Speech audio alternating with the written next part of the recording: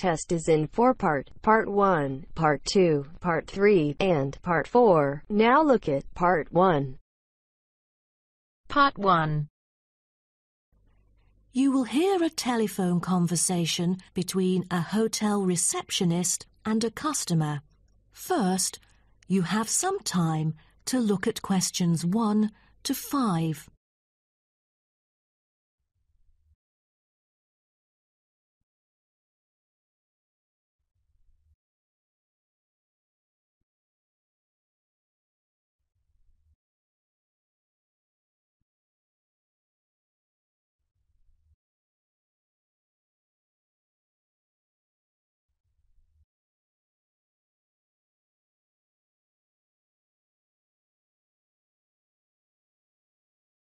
You should answer the questions as you listen, because you will not hear the recording a second time.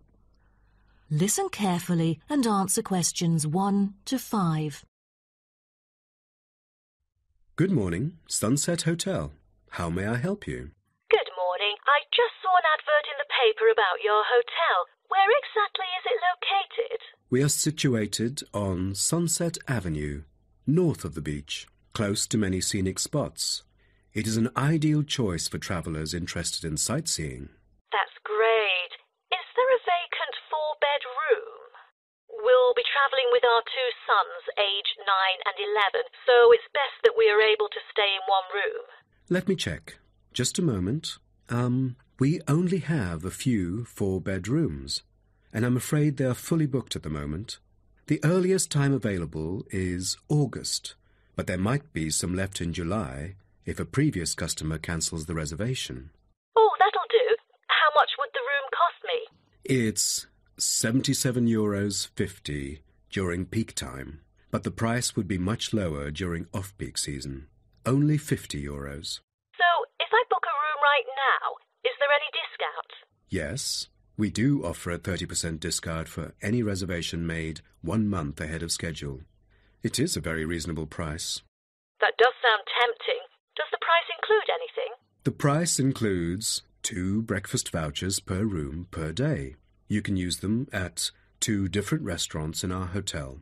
There's also a 20-minute spa trial available, but you have to book it beforehand at the concierge or directly at the spa centre. I'm wondering if there is a hairdryer in the room. It takes ages to dry my hair without one. Do I have to bring one? No, there is absolutely no need to bring that, for each room is equipped with a hairdryer. But I have to inform you that towels are not provided. You'll have to bring your own, or hire some at the front desk. Oh, I see. Before you hear the rest of the conversation, you have some time to look at questions 6 to 10.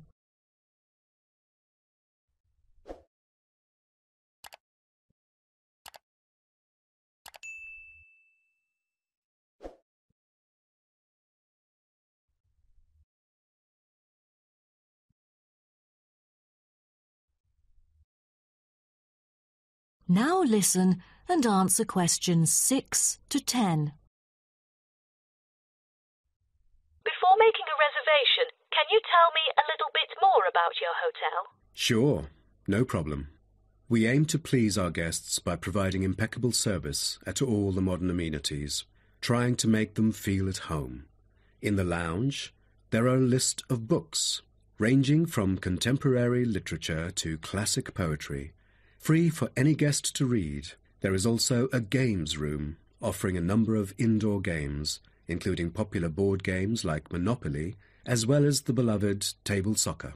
A nice place to go on rainy days. Are the computers available in the hotel? I might have a few emails to respond to during my stay there. I'm afraid we currently do not provide any for our customers. However, internet is available within our hotel premises.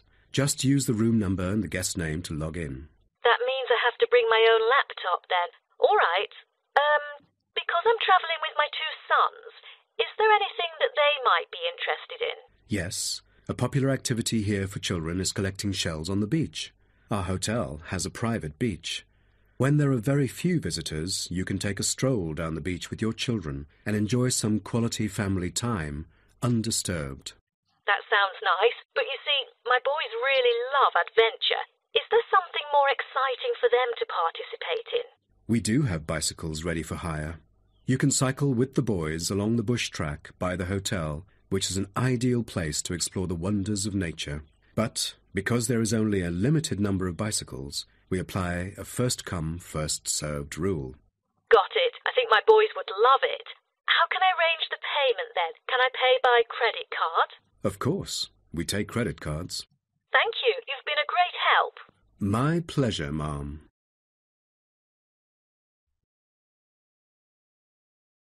That is the end of part 1. You now have half a minute to check your answers.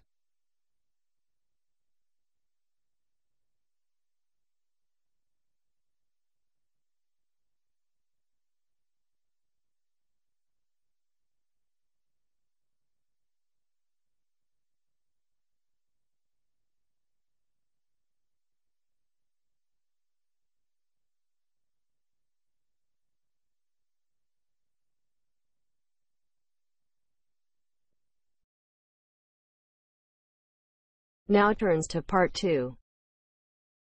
Part 2. You will hear Jim and Jane, 2 students, talking about their professor's lecture. First, you have some time to look at questions 11 to 15.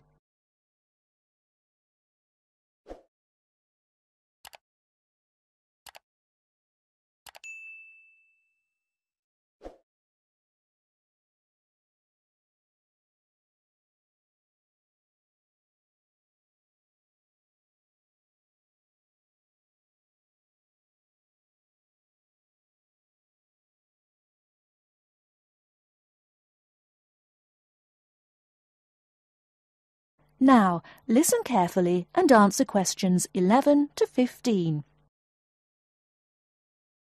Jane, what did you think of Professor Morgan's lecture?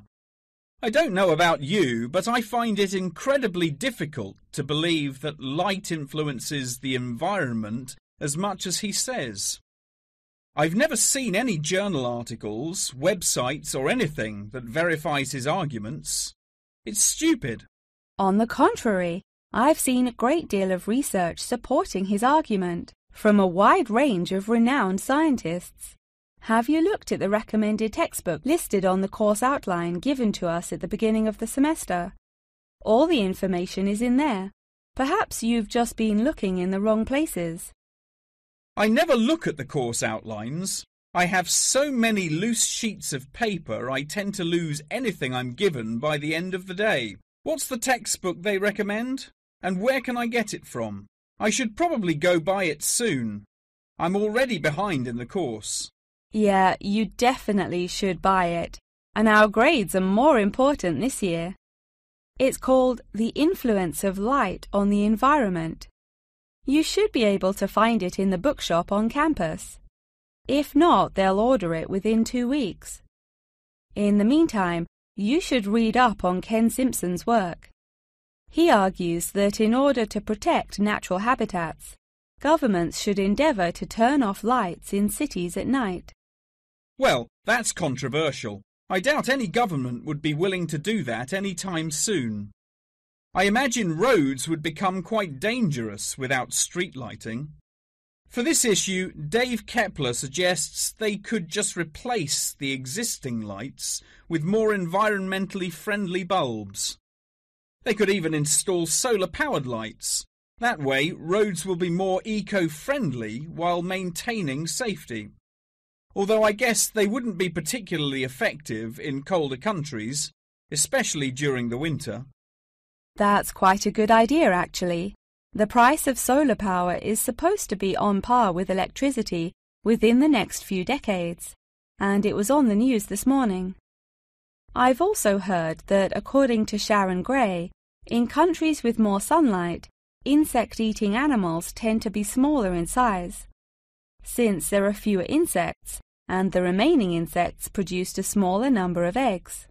Yeah, I think I read somewhere that sunlight also has a negative effect on the quality of water, but I'm not sure I believe it. In many hot countries, particularly developing countries, there is a lot of water pollution caused by factories rather than sunlight. Nevertheless, Maria Jackson says that in direct sunlight, the surface of the water becomes more translucent. Therefore, it affects the amount of sunlight that aquatic insects can absorb. Not much research has been undertaken to prove Jackson's theory, but it seems to have been widely accepted anyway. I've never heard of that.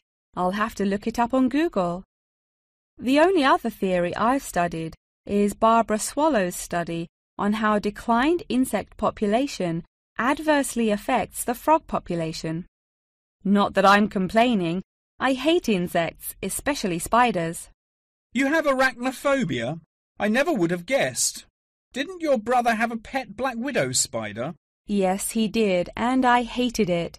It escaped from its cage once, and we never found it.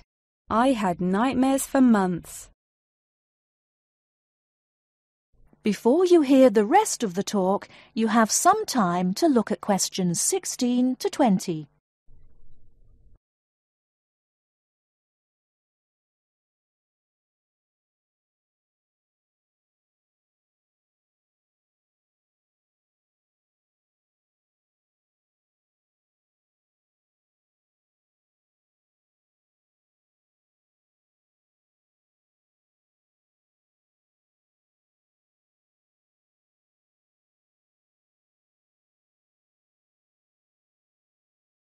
Now listen and answer questions 16 to 20.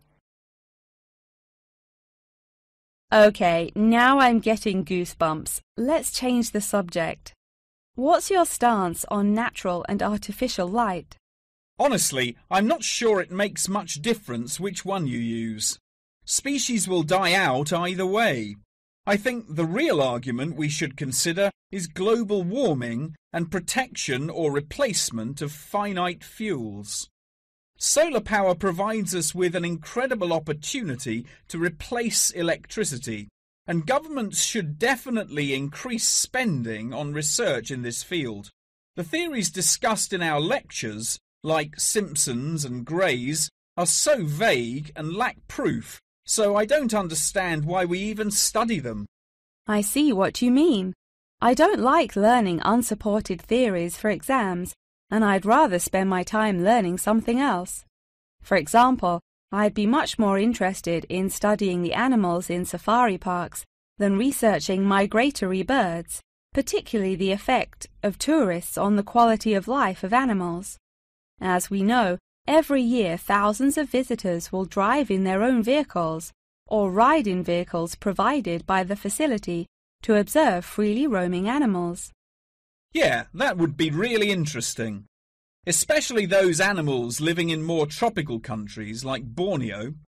Following on from that, I want to study how bringing animals over from foreign countries to put in our zoos affects their life expectancy. For example, do you remember when China sent pandas to Edinburgh Zoo? Apparently, one of the pandas became depressed, but it was never explained why. To me, obviously, you can't take an animal out of its natural habitat and put it in a cage on the other side of the world. It just doesn't work. That is the end of part 2.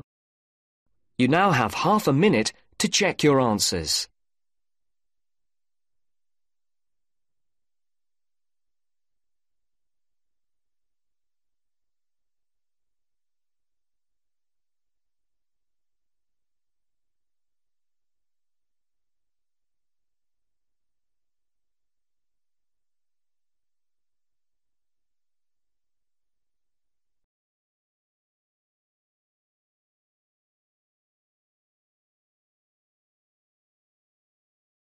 Now turns to part 3. Part 3. You're going to hear a presentation about the Student Union given during University Orientation Week. First, you have some time to look at questions 21 to 25.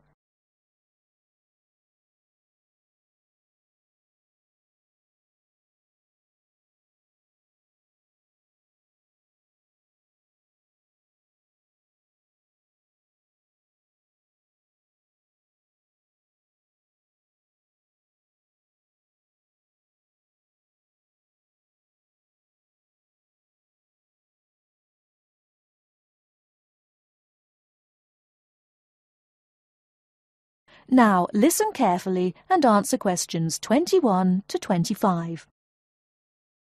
So, the student union here is really the heart of campus life.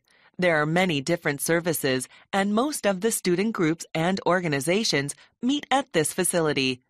As a student at the university, you have full access to all that we offer. I guess I will talk about the dining facilities first. We have 8 venues from which students can choose to have their meals. 2 of these are franchise outlets that offer normal fast food fare, such as fish and chips, hamburgers, and soda. 1 dining area has a do-it-yourself system. Specializing in food for the vegetarian and vegan members of the campus community, there is a wide selection of vegetables, fruits, and grains. At the end of the buffet are several cooking stations available for students to create their own meals. The student union has a wide variety of entertainment options as well. Those over the minimum age can drink at one of the 3 bars. During the school year, they regularly offer live music, musical groups from both the local scene and occasionally even very famous people have performed there. All the bars serve domestic and imported beers, wine, and hard liquor. A cinema theater with 750 seats is available for screening films. The Movie Appreciation Group also screens many types of films, even foreign and classic movies. Also, the theater is where guest speakers hold lectures. These speakers are sometimes professors from other universities or other notable people.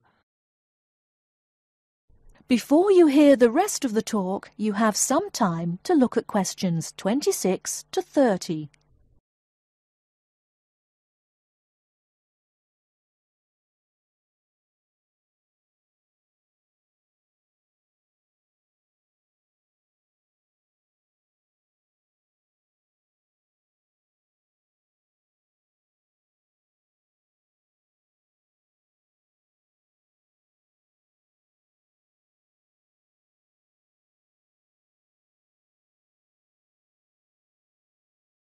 Now listen and answer questions 26 to 30. Now I want to explain how to go about reserving a space in the student union for your event. We have several different types of rooms, ranging from small gathering areas to large lecture halls. Students can also show a movie or documentary at the cinema theater. Any student organization that wants to hold an event or meeting must submit a form available at the information desk in the main hall. On this form, you must provide a name, their contact information, a short description of the event, the type of room required, and the time and date you need it. Any organization sponsoring the event or meeting must also be listed, along with the budget. This budget has to include items bought for the event and any people who are hired. There is also a section for any sort of multimedia resources you need. Write down anything you might need, such as speakers, projectors, screens, microphones, podiums, or even computers. We will contact the Media Resources Center to make sure all the necessary equipment is there at the right time. We are always looking for ways to improve the student union. If there is any part of the building that needs service, please inform the person at the information desk. There is also a suggestion box at the desk where you can fill out a card and give us more ideas for improvements. We have about 1,500 people working here for the community, and we're open to anything that can make your university life more enjoyable and productive. That is the end of part 3. You now have half a minute to check your answers.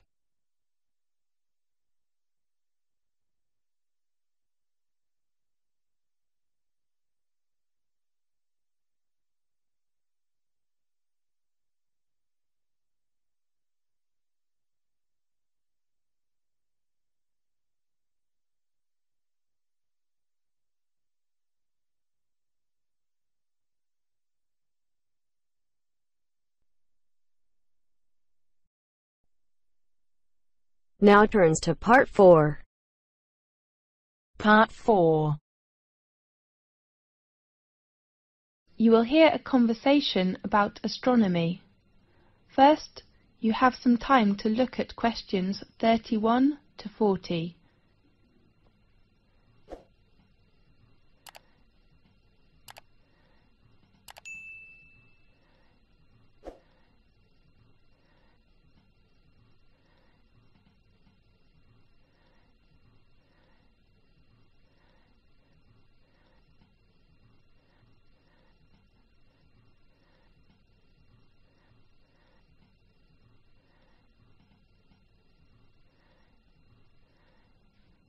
Now listen carefully and answer questions 31 to 40.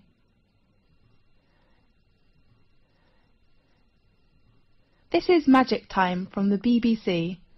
I am Faith. In today's programme we invite a Professor of Astronomy. Welcome, Lewis. Thanks a lot, Faith. What magic information will you introduce to us? We all know the Leonidas in August are coming. So today, let's talk about meteors. Good topic. At one time or another, almost everyone has glimpsed a swift little streak of light dashing across the night sky. Nearly everyone makes wishes when they see them and blame both good and bad luck on their presence. Yes, these sudden celestial visitors are meteors. We often call it shooting star. The glowing trails are caused by the incineration of a piece of celestial debris entering our atmosphere. Many meteors are quick flashes, but some last long enough for us to track their brief course across the sky. Right.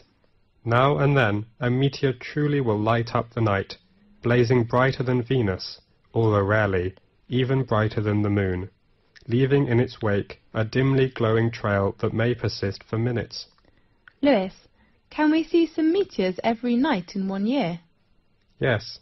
Under a dark sky, any observer can expect to see between 2 and 7 meteors each hour, any night of the year. These are sporadic meteors. Sporadic meteors? Yes. Their source bodies, meteorids, are part of the dusty background of the inner solar system. Several times during the year, Earth encounters swarms of small particles that greatly increase the number of meteors. The result is a meteor shower, during which observers may see dozens of meteors every hour. Concentrations of material within the swarms may produce better than average displays in some years, with rates of hundreds per hour, and were treated to a truly amazing display in which thousands of visible meteors can be seen for a brief period. The phenomenon is called meteor storms, which are more magnificent than meteor showers. Aha! That's wonderful!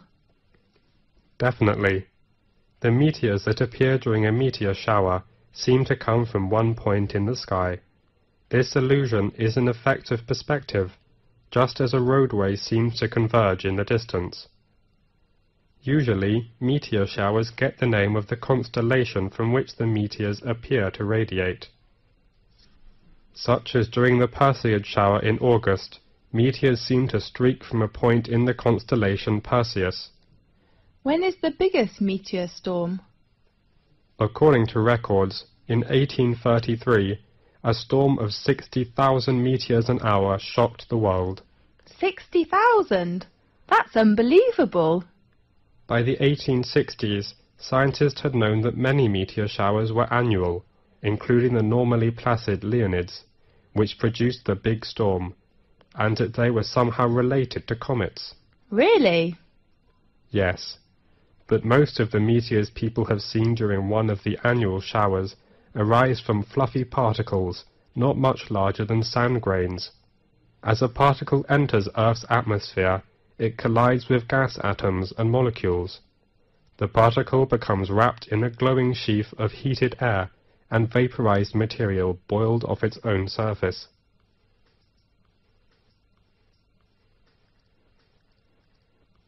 Whether meteor is very near to us when it appears? No. In fact, it is an illusion. However, even well-trained professionals can be fooled, such as airline pilots have swerved to avoid meteors that were actually 160 kilometers away. A meteor that appears brighter than any of the stars and planets is a fireball. Fireball? That's so interesting. Yeah. Most meteors are seen 80 to 120 kilometers above the ground. Sometimes someone will claim to see a fireball land on a hilltop. But in fact, a real fireball first appears at a height of about 125 kilometers and loses its brightness while still at least 20 kilometers above the ground. Yes. What colours do meteors have? Usually, most meteors look white, but some also appear blue, green, yellow, orange, or even red. What will happen if a meteoroid gets to the surface of the Earth without being completely vaporized? It will be a meteorite. I heard meteorites were long ago thought to be cast down as gifts from angels. Yes, and others thought the gods were displaying their anger. Really? As late as the 17th century, many believed they fell from thunderstorms. They were nicknamed thunderstones. Many scientists didn't believe the accounts of people who claimed to have seen meteors, and some experts were skeptical that stones could fall from the clouds or the heaven. Yes. One of the most significant meteorite events in recent history destroyed hundreds of square miles of forest in Siberia on June the 30th, 1908. According to local witnesses, a ball of fire streaked through the sky and seemed to enter the atmosphere at an oblique angle. It exploded, sending out hot winds and loud noises, and shaking the ground enough to break windows in nearby villages. Small particles blown into the atmosphere lit the night sky for several days. So, nowadays, the prevailing theory holds that a meteor exploded just above the surface. Yes. Most impact craters and basins larger than the meteor crater are heavily worn away or have been buried by rocks and dirt as the Earth's surface changed. At present, Chicxulub Basin, centered in Mexico's Yucatan Peninsula, is the largest one. The diameter of basin is around 300 kilometers. Rock samples obtained by drilling into the basin show that an asteroid struck the Earth there about 65 million years ago. Does that the same period with the dinosaurs disappeared? That's right. Many scientists believe this debris caused climate changes which made the dinosaurs not survive. We do really hope that will never happen again. Right. OK, thanks for watching today's programme. See you next week. That is the end of part 4. You now have half a minute to check your answers.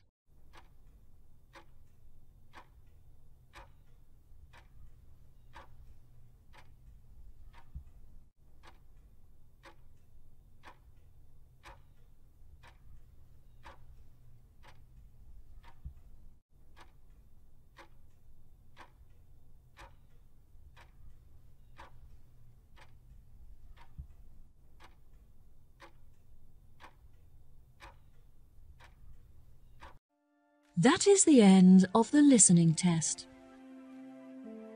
In the IELTS test, you will now have 10 minutes to transfer your answers to the answer sheet.